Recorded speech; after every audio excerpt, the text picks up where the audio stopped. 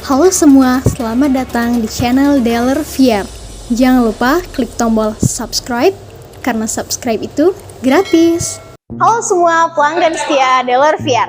Hari ini kami akan memberikan info bagaimana caranya untuk mengecas sepeda listrik VR Akasa 1. Sepeda ini memiliki kapasitas watt yaitu 500 watt. Pengisian daya baterai pada Akasa 1 ini menggunakan charger khusus dari VR. Hubungkan charger ini ke stop kontak.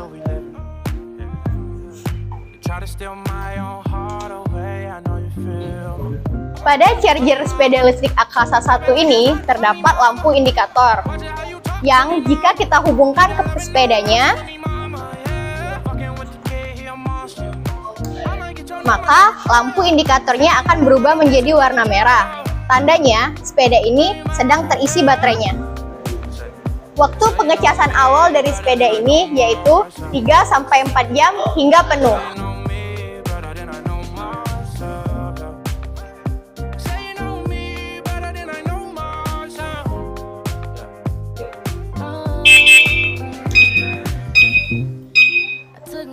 Demikianlah video tutorial dari kami. Semoga bermanfaat. Untuk informasi lebih lanjut, kamu dapat mengunjungi dealer kami di Jalan Veteran nomor 69C, Kelurahan Kuto Batu, Kecamatan Ilir Timur 3, Kota Palembang.